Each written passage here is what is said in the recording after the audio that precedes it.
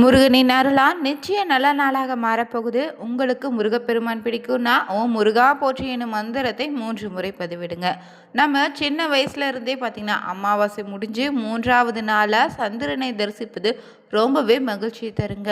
மேலும் இந்த நாளில் பார்த்தீங்கன்னா சந்திரனை தரிசிக்கும் போது கையில் பார்த்தீங்கன்னா காசு வச்சுருந்தா அந்த மாதம் முழுவதுமே காசுக்கு எந்தவித பணக்குறைவு ஏற்படாதுன்னு சொல்லுவாங்க.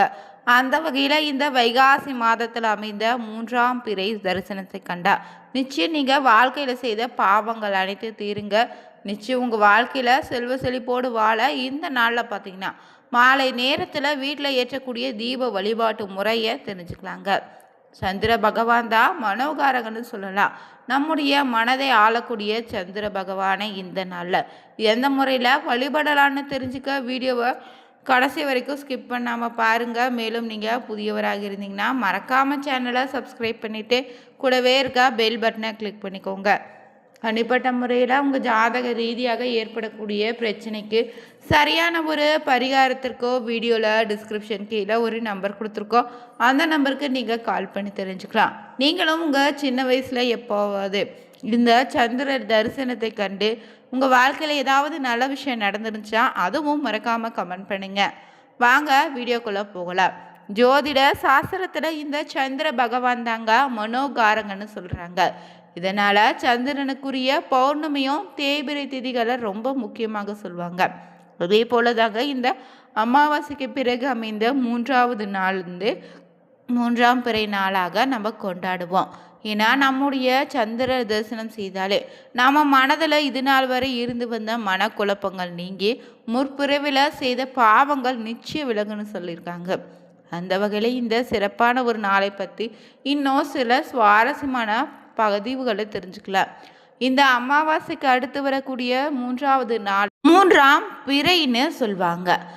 பிறை காணுதல்னு பஞ்சாங்கத்தில் பார்த்திங்கன்னா இந்த நாளை மங்களமான நாளுன்னு சொல்லப்பட்டிருக்கு.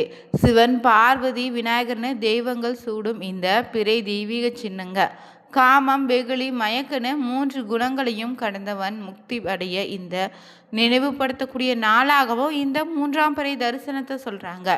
தட்சனுடைய சாபத்தால் தன்னுடைய 16 கலைகளை இழந்திருக்கா சந்திர பகவான். தன்னுடைய கலைகளை மீண்டும் பெறுவதற்காக சந்திர பகவான் பார்த்தீங்கன்னா சிவனை நினைச்சு தியானம் செய்திருக்காராம். அப்போது தட்சனுடைய சாபத்தால் உருகும் சந்திரனின் தேக நிலை பார்த்தீங்கன்னா குறித்து மிகவும் வருத்தம் அடைந்தார்.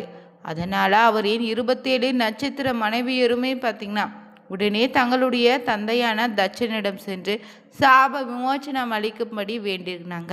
அப்போது தட்சனும் தன்னுடைய அறியாமையால் தாம் அளித்த சாபத்தால் தன்னுடைய புண்ணியம் அனைத்து குறைந்து விட்டதுன்னு சொல்லிட்டு தன்னால் சாப விமோச்சனம் அளிக்க முடியாதுன்னு சொல்லிட்டாராம்.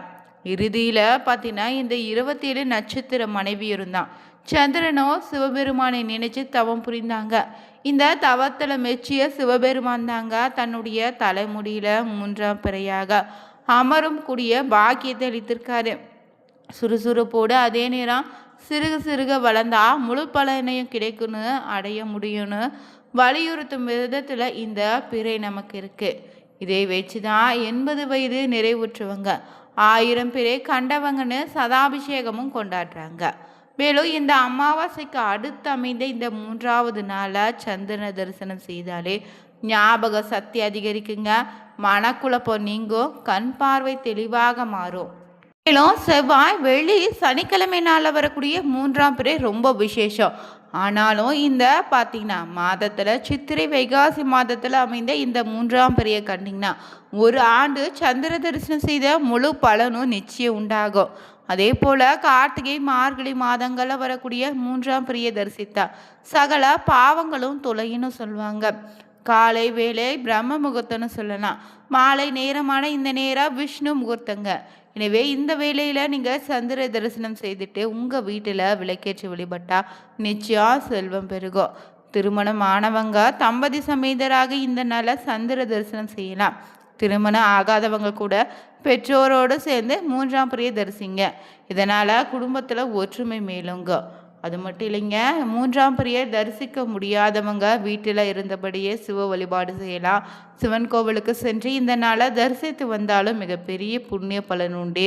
சிவபெருமானின் சிரசில் அமைந்திருக்கக்கூடிய இந்த சந்திரனே. இந்த நாளை வழிபடுவது சிறப்பான ஒரு பலனை ஏற்படுத்தி தருங்க. சந்திர பகவானை இந்த நேரத்தில் தரிசிக்கும் போது கையில் காசை எடுத்து வச்சுட்டு மூடிக்கிட்டு வளமாக 3 முறை சுற்றி மீண்டும் ஒரு முறை பிறையை தரிசித்து வணங்கிடுங்க. பெண்களுக்கு இதனால் மாங்கல்ய பலம் ஏற்படும். 3ஆம் நாளில் இந்த சந்திர தரிசனம் கண்டிங்கன்னா ஞாபக சக்தி அதிகரிக்கும், மனக்குழப்பம் நீங்கும், கண் பார்வை தெளிவாகும். 3ஆம் பிறையில் சந்திர தரிசனம் செய்வதும் வணங்குவதும் உங்களுடைய ஆயுளை விருத்தியாகுங்க, செல்வங்களை சேர்க்கும், பிரம்மஹஸ்தி தோஷம் போன்ற அனைத்து வித தோஷங்களும் நீக்கும். அதுவும் இந்த திங்கட்கிழமையன்று சோம வாரத்தில் அமைந்த 3ஆம் பிறையை நீங்கள் பார்த்துட்டிங்கன்னா வருடம் முழுக்க நீங்கள் சந்திரனை வணங்கிய பலன் நிச்சயம் உண்டாகும். இந்த 3ஆம் பிறை தரிசனம் பார்த்தீங்கன்னா முற்பிறவி பாவத்தை போக்குன்னு சொல்லுவாங்க. ஒவ்வொரு அமாவாசைக்கு பிறகு வரக்கூடிய இந்த 3ஆவது நாள் 3ஆம் பிறை நாளாக அமையும்.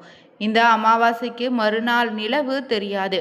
ஆனால் 3ஆவது நாளான துவாதி திதியில தெரியக்கூடிய நிலவு ரொம்ப அழகாக பிரகாசமாக இருக்குங்க. இதை தான் 3ஆம் பிறையானது இரவு வருவதற்கு முன்னே 6:30 மணியளவில் தோன்றக்கூடிய பிறைங்க. இந்த 3ஆம் பிறையை தெய்வீக பிறைன்னு சொல்லலாம். சிவபெருமான் தன் தலையில 3ஆம் பிறை சந்திரனை சூடி சந்திர மௌலீஸ்வரராக காட்சி தரக்கூடிய நேரங்க. 3ஆம் பிறை தரிசனம் வெறும் சந்திர தரிசனம் மட்டும் இல்லை, சிவபெருமானின் ஒரு பகுதியை தரிசிக்கும் பாக்கியத்தை நம்ம பெறக்கூடிய நாளாக அமைய போகுது. இந்த சந்திர தரிசனத்தை கிடைக்கும் போதெல்லாம் நீங்கள் ஸ்ரீ சந்திர மௌலீஸ்வராய நமக, சந்திர மௌலீஸ்வராய போற்றி எனும் மந்திரத்தை ஜபிச்சு மன அமைதியை அடைய முடியும். அறிவு ஒளி பெற்று தெளிந்த மனநிலையை அடையலாங்க. தொடர்ந்து 3ஆம் பிறை தரிசனம் கண்டு வந்தாலே எந்த நிலையில் உங்களுக்கு மன வியாதிகளோ மனக்குழப்பத்தில் இருந்தாலும் அது தெளிவாகும். உங்கள் வாழ்க்கையில் செல்வ வளம் பெருகும், தேவைகள் அனைத்தும் பூர்த்தியாகும். மேலும் இந்த ஒரு நாளில் பார்த்திங்கன்னா செய்யக்கூடிய சிறப்பான ஒரு பரிகாரம் என்னென்னா, ஒரு தாம்பல தட்டில் இல்லைன்னா பச்சை நெல் பரப்பி அதன் மேலே காமாட்சி அம்மனுடைய விளக்கை வச்சு நல்லெண்ணெய் ஊற்றி பஞ்சு இல்லைன்னா பருத்தி துணியில் நூலில் திரி போட்டு மேற்கு பக்கமாக விளக்கு முகம் வச்சுட்டு வெளியில் வந்து வழிபடுங்க. அப்போது இறைவனின் மும்மூர்த்தியாக பாவிச்சு வணங்க வேண்டும். பிறகு பிறையை பார்த்து கையேந்தி வணங்கிட்டு தேவையை கேட்டுக்கோங்க. உங்களுடைய வேண்டுதலை கூட சொல்லலாம். இந்த தேவையை கேட்க முன்னாடி இன்று காலையில் ஏதாவது ஒரு உயிருக்கு உணவு அளித்து தண்ணீராவது தர்மம் செய்திருக்கணும். மேலும் இந்த சந்திரனிடம் வேறு எந்த தெய்வத்திடமோ நீங்கள் வேண்டியதை கேட்கும்போது கையேந்தி கேட்கணும். அதுவே யாசகன்னு சொல்லுவாங்க. இப்படி வணங்கி முடிந்த பின்னாடி அந்த தீபத்தை ஒரு முறை சுற்றி வந்து வடக்கு நோக்கி விழுந்து வணங்கிடுங்க. பிறகு சிறிது தண்ணீரை எடுத்து பூமியில் விட்டு தீபத்தை அணையாமல் நடுவீட்டில் கொண்டு வந்து வச்சிடுங்க. இதே போல் குறைந்தது 3 சந்திர தரிசனத்தையாவது செய்வது நல்லது. இது ஆயுளுக்கு செய்து வந்தீங்கன்னா வீட்டில் வறுமை நீங்கி செல்வ வளம் பெருகுன்னு சொல்லுவாங்க. மேலும் இந்த அமாவாசைக்கு அடுத்து வரக்கூடிய இந்த 3ஆவது நாள் தான் சந்திர தரிசன நாளுங்க. இந்த நாளில் பார்த்தீங்கன்னா கேட்டவாறு அனைத்து கிடைக்கும். இன்று வைகாசி வளர்பிறை பார்த்தீங்கன்னா திங்கக்கிழமை நாளில் வந்திருக்கு. ரொம்பவே சக்தி வாய்ந்த இந்த நாளில் பார்த்திங்கன்னா மாலை 6 மணிக்கு ஏற்றக்கூடிய சிறப்பான ஒரு தீப வழிபாடு என்னென்னு தெரிஞ்சுக்கலாம். வீட்டு பூஜை அறையில் ஒரு தாம்பலத்தட்டை வச்சுட்டு அதில் நீங்கள் மஞ்சளை பரப்பிக்கோங்க. அந்த மஞ்சளை உங்களுடைய வலது கை மோதிர விரலை பயன்படுத்தி ஸ்வஸ்தி சின்னத்தை வரையணும். பிறகு நீங்கள் இப்படி வரைஞ்சி முடித்த பிறகு என்ன சொல்லலாம், ஸ்வஸ்திக் சின்னத்திற்கு நடுவே ஒரு அகல் விளக்கை வச்சு சுத்தமான பசு நெய்யை ஊற்றி மஞ்சள் நிற திரியை போட்டு தீபம் ஏற்றிங்க. இந்த தீபத்தை பார்த்தபடியே ஓம் சந்திர மௌலீஸ்வராய போற்றி ஓம் என்னும் மந்திரத்தை 27 முறை உச்சரித்து மஞ்சள் நிற மலர்களால் அந்த தீபத்துக்கு அர்ச்சனை செய்யணும்.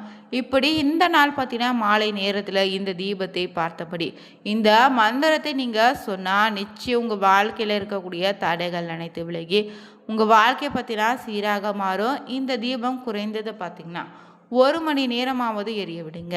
பிறகு இதை நீங்கள் குளிர விட்டுடலாம். மறுநாள் காலையில் இந்த மஞ்சளை எடுத்து பெண்கள் முகத்தில் தாலி கயிற்றுக்கு பூசிக்கோங்க. நிலைவாசலுக்கு பயன்படுத்திக்கோங்க. இல்லைன்னா வீட்டை சுத்தம் செய்யக்கூடிய தண்ணீரில் கலந்து சுத்தம் செய்திடுங்க.